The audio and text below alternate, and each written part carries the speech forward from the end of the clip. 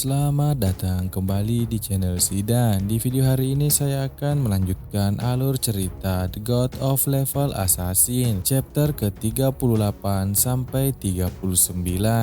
Diperlihatkan di dalam sebuah hutan. Orang-orang yang menunggu Shadow datang kini mendengar sesuatu dari dalam hutan. Mereka berkata, apa itu? Gempa bumi?" Lalu yang lainnya berkata, "Ada pergerakan aneh di lembah, apakah bosnya akan mengamuk? Ayo kita lihat ke sana." Lalu pria yang paling belakang berkata, si Shadow sialan itu kenapa belum juga datang?" Lalu pria yang membawa dua pedang berkata, "Menurutku Shadow pun gak bisa ngalahin bos ini, makanya dia pasti tidak datang." Sedangkan pria yang paling depan sangat terkejut dan berkata, "Hei, cepat ke sini dan lihat ini." Mereka semua kebingungan melihat tumpukan peti mayat yang ada di sana. Mereka berkata, "Bosnya, monster bos ini kemana? Tanahnya sampai retak semua. Apa gempa tadi bikin bosnya mati?" Kemudian ada pesan yang masuk dari Kapten Anyu. Anyu bilang, "Kalian mundur saja, bos sudah dihabisi oleh Shadow." Lalu mereka terkejut, "Apa? Baru 10 menit lebih bosnya sudah mati. Barusan kita masih ragu-ragu apakah Shadow bisa mengalahkan 7 bos itu. Kita bahkan tidak sadar dia sudah datang. Bukankah para bos ini bisa beregenerasi? Bagaimana bisa dia mengalahkannya?" Lalu mereka tersadar dan berkata, "Sekarang aku mulai mengerti alasan dibalik keputusan para pemimpin." Scene kemudian berpindah, kini diperlihatkan Shadow. Shadow berkata, "Kali ini hasilnya lumayan bagus. Levelku naik ke level 14. Dari 7 bos dan Gradient aku mendapatkan total 294 poin evolusi. Yang paling penting aku mendapatkan Ancient God Tablet ini. Dengan mekanismenya yang rumit, bahkan pihak resmi pun butuh sebulan untuk memahaminya. Kalau hilang, kerugiannya akan sangat besar." Lalu diperlihatkan deskripsi dari Ancient God Tablet itu. Disaster Ancient God's Curse Tablet. Di dalam tablet ini tersegel kekuatan kutukan dari Disaster Ancient God Utos. Penggunaan aktif, tambahkan kutukan pada equipment apapun. Kutukan ini akan memberikan satu efek peningkatan secara acak berdasarkan jenis equipment dan profesi Anda, tapi juga akan memberikan satu efek negatif. Lalu Shadow menggunakannya dan berkata, "Pasangkan pada Black Flame Gift Bearer Letter Armor." Equipment tingkat giok ini dengan efek Black Flame Gift dapat mengurangi pertahanan dan resistensi elemen target hingga maksimal 35%. Lalu Shadow menggunakan Ancient God itu. Sistem muncul, Anda telah menambahkan Utos Curse ke Black Flame Gift Bearer Letter Armor. Efek positif, jumlah tumpukan maksimum status api hitam meningkat hingga 15 lapis. Efek negatif, atribut dasar equipment berkurang sebesar 31%. Shadow kemudian berkata, "Jumlah tumpukan status Black Flame sekarang bisa sampai 15 lapis. Dengan efek ini aku bisa menurunkan efisiensi dan resistensi elemen boss hingga ke angka negatif. Tak heran ini adalah efek buff dari Ancient God Tablet. Efek negatifnya bahkan tidak sebanding." Selanjutnya, evolusikan skill. Mari evolusikan Instant Shadow Slash ke tingkat legendary dan lihat efek baru apa yang bisa aku dapatkan. Setelah dievolusikan, sistem muncul. Anda telah menghabiskan 210 poin evolusi, tersisa 115 poin. Instant Shadow Slash dari epic meningkat ke legendary. Bergerak secepat kilat ke satu arah, jarak maksimum mencapai 40 meter, dan meningkatkan beberapa efek-efek lainnya. Lalu pada skill itu ada yang baru, setiap kali tebasan mengenai sasaran, pengguna akan mendapatkan satu lapis pertahanan senilai 100% dari batas maksimum darahnya, dapat ditumpuk hingga 9 lapis. Melihat itu, Shadow tertawa dan berkata, "Kalau Shadow Slashku mengenai 9 kali penuh, total nyawaku yang efektif akan menjadi 10 kali lipat dari sebelumnya. Tingkat ketahananku terhadap kesalahan meningkat drastis. Bagus, dengan kecepatan levelingku saat ini, aku hanya butuh 5 jam lagi untuk mencapai level 15. Saat itu tiba, aku bisa langsung berangkat ke Modu." Setelah itu Shadow keluar dari bawah patung raksasa. Ia masih melihat Kin Xiaoyu yang ada di sana. Kedua wanita sebelumnya masih menyiksanya. Melihat itu Shadow berkata di dalam hati, sampai sekarang masih memukulinya. Wanita-wanita ini benar-benar ganas. Lalu kemudian mereka berkata, capek banget, pinggang sama punggungku pegal semua. Lalu yang lainnya berkata, tanganku sampai berasap karena memukuli dia. Hari ini sampai di sini saja, anggap ini pelajaran buatmu, dasar jalan kecil. Kim Seo-yu kini terluka parah dan terkapar di lantai. Ia berusaha bangkit. Lalu kemudian ia berkata, semua ini salah Kim Feng. Ia menyalahkan kakaknya. Lalu ia lanjut berkata, kalau aku bilang putus hubungan, kau beneran ninggalin aku gitu aja. Kau nggak tahu kalau omongan cewek itu seringnya kebalikan dari maksud aslinya. Untung saja aku sudah mendapatkan kontrak dengan Night Temple. Jadi 3 tahun ke depan aku nggak perlu khawatir soal hidup. Walaupun harus mengorbankan 50% masa hidup, tapi aku juga bisa mendapatkan keuntungan. Aku pasti akan berkembang lebih cepat dari mereka. Nanti setelah aku jadi lebih kuat, semua orang yang meremehkanku akan menyesal dan tak akan bisa lari dariku. Kim Seo-yu menggunakan skillnya, skill penyembuh. Ia bermaksud untuk menyembuhkan dirinya sendiri, lalu ia berteriak, Kim Feng, tunggu saja kau. Dan para wanita sebelumnya, tunggu saja kalian. Akan tetapi skill penyembuhnya malah mengarah ke posisi Shadow yang dalam mode kamuflase. Dan Kim Seo-yu tidak menyadarinya. Ia malah berkata, melenceng lagi. Aneh, kemana perginya? Scene kemudian berpindah di reruntuhan kota Modu. Terlihat beberapa orang yang sedang bertarung melawan monster. Serangan dari monster masih bisa ditahannya, tetapi di balik puing-puing seseorang sedang bersembunyi. Dia adalah Qian Sisi bersama dengan teman-temannya. Qian Sisi berkata, orang-orang Daxia sangat lemah. Untuk menghadapi satu bos saja, mereka mengerahkan 18 orang. Mereka sangat takut mati. Lalu pria di sampingnya berkata, Qian, jangan katakan seperti itu. Mereka bekerja keras untuk kita dan kita perlu berterima kasih kepada mereka. Qian Sisi tertawa, kamu baik sekali. Orang-orang dari Daxia ini terlalu rendah, butuh waktu lama untuk melawan bos tingkat emas yang rusak. Player dari Daxia menyerang para monster yang sedang sekarat. Ayo berusaha lebih keras, hanya tersisa sedikit lagi nyawanya. Ayo satu serangan terakhir. Akan tetapi tiba-tiba ia mendapat serangan dari belakang. Ternyata pria yang menyerangnya adalah Tony, pengawal dari Qian Sisi. Tony berkata, terima kasih atas kerja kerasmu dan terima kasih atas hadiah dari kalian yang lemah ini. Teman-temannya yang lain berbalik dan berkata, sial, itu dari grup Spedi, wanita Daxia misterius dan sekelompok bandit asing. Bagaimana mungkin ada monster seperti itu yang membawa orang asing untuk membunuh rekan negaranya sendiri? Jangan takut, mereka hanya sedikit. Ayo kita serang secara bersama. Qian Sisi berkata, kalian orang-orang tidak berguna. Apakah kalian masih mencoba melawan? Aku akan membantai kalian. Bersiaplah untuk mati. Lalu pria dengan jubah merah di pundaknya menyerang menggunakan kedua palu. Ia memukulkannya ke tanah. Thunderbolt. Mereka semua terkena stun. Lalu Qian Sisi maju menyerang menggunakan kedua belatinya. Pergerakannya sangat cepat dan menyerang mereka semua. Qian Sisi tertawa. Pria-pria di Daxia memang sekumpulan sampah. Tampaknya pejabat Daxia telah menyebarkan informasi kami. Tapi apa gunanya? Seluruh Daxia hanyalah tempat pembuangan yang penuh sampah. Mereka hanya pemain biasa. Bagaimana mungkin mereka bisa bersaing dengan kita yang punya dukungan di belakang? Meskipun identitas asli kita belum terungkap, demi alasan keamanan kita tetap meninggalkan Daxia sesegera mungkin dan menuju Amerika Utara. Lalu kita bisa membentuk guild untuk membunuh player-player Daxia. Kedua pria yang ada di belakangnya berkata, itu ide bagus. Apa nama guildnya?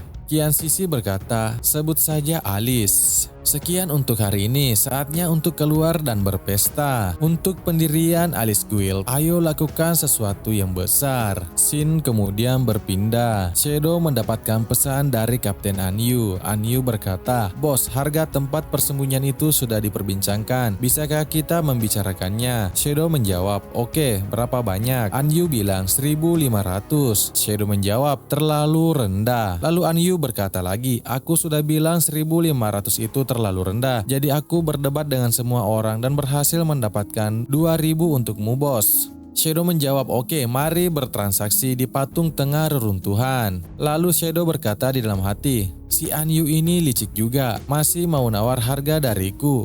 Tidak lama kemudian, di bawah patung besar di tengah-tengah kota, Kapten Anyu bersama kelompoknya sudah datang dengan persenjataan lengkap. Anyu berkata, "Brother Shadow, jangan salah paham ya, aku punya terlalu banyak masa hidup. Jadi atasan khawatir dan mengatur pasukan untuk mengawalku." Shadow berkata, "Oke, tidak apa-apa." Lalu di dalam hati Shadow berkata, "Pihak resmi masih belum tahu seberapa kuat aku sebenarnya. Orang-orang ini cuma punya 1 atau 2 skill saja." Tidak lama kemudian, transaksi pembayaran berhasil. Anyu membeli tempat persembunyian Rus Saktum. Setelah bertransaksi, Shadow meninggalkan mereka dan berkata, "Aku pergi." Lalu para pengawal yang ada di belakang Anyu berkata, "Cuma barang kayak gitu kok minta 2000 tahun masa hidup?" Sedangkan yang lainnya berkata, "Kau tahu apa? Itu tempat persembunyian bisa menampung ratusan bahkan ribuan orang. Selain Shadow, tidak ada yang bisa sebaik hati itu untuk memberikannya." Shadow berkata, "Tambahan masa hidup dari Anyu ini datang tepat waktu, bisa dipakai untuk persiapan penuh sebelum ke kota Modu."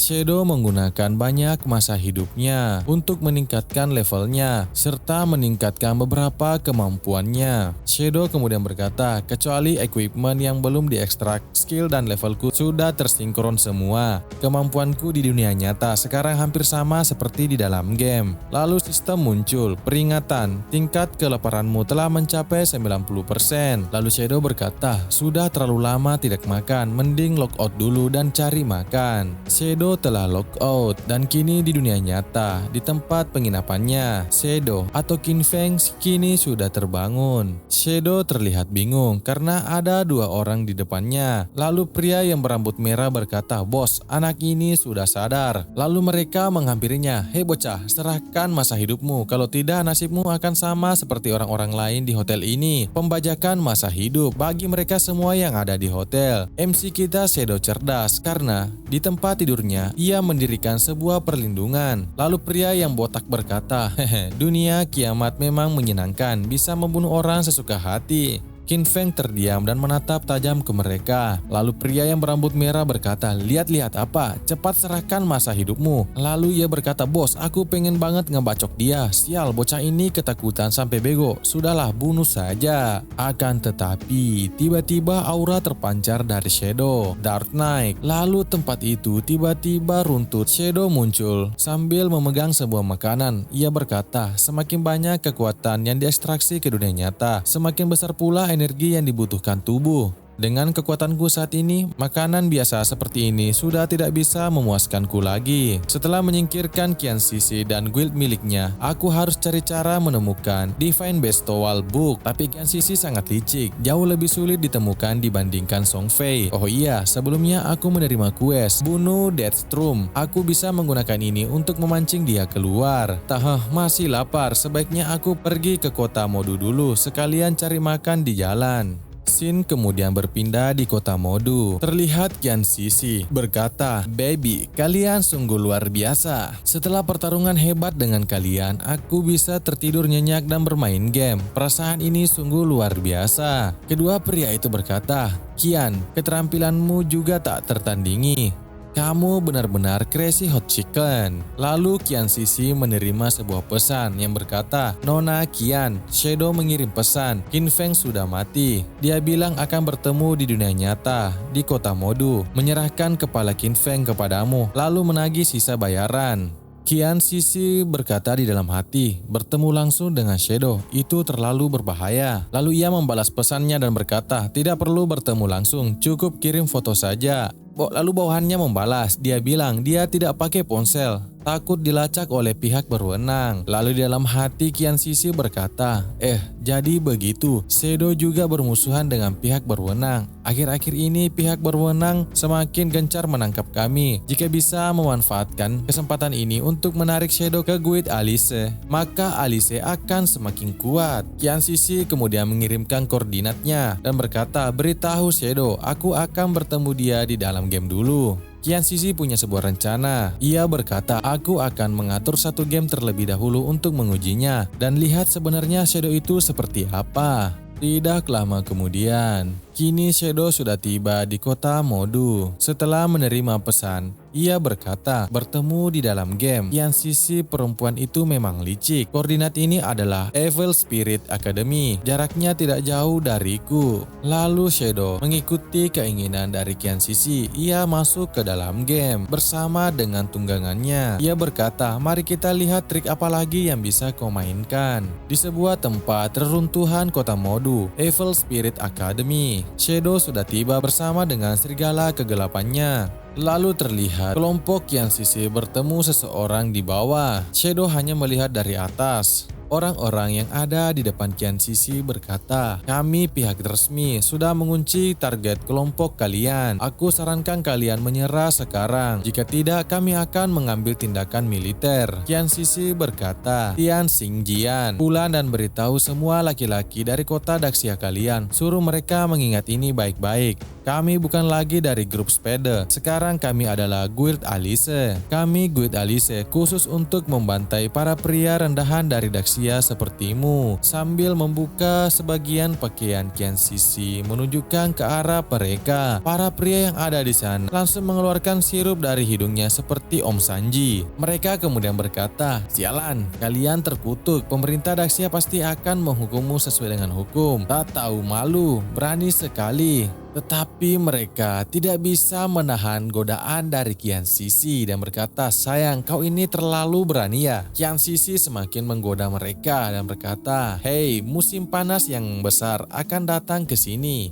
Suka nggak asal kau bantu aku acting dengan baik? Nanti malam aku bisa jadi lebih berani denganmu. Melihat itu, Shadow berkata di dalam hati, itu dia, Qiu Haonan dengan nama Sandi Tiang Xinjian. Pengkhianat terkenal memberikan intel untuk Serikat Alice. Selama 7 tahun sejak kedatangan game God Forsaken, dia baru ketahuan dan disingkirkan.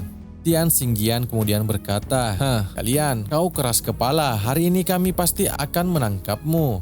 Shadow melihat mereka dan berkata di dalam hati, menarik, ternyata Kian Sisi dan Qiu Haonan sudah bekerja sama sejak lama. Mereka berdua bekerja sama membuat drama ini untuk menguji sikapku. Jika aku turun tangan membantu Kian Sisi, berarti aku akan menjadi musuh para pejabat resmi. Tapi kalau aku tidak membantunya, Kian Sisi mungkin tidak akan pernah bertemu Shadow di dunia nyata. Kalau begitu, Shadow melompat turun ke mereka dan berkata, kalau begitu aku akan tunjukkan kesungguhanku kepadamu. Shadow langsung menggunakan skillnya Dark Knight Ring Blade menyerang para pria yang ada di sana yang telah bekerja sama dengan Kian Sisi untuk menguji Shadow. Lalu sistem muncul, Anda membunuh pemain.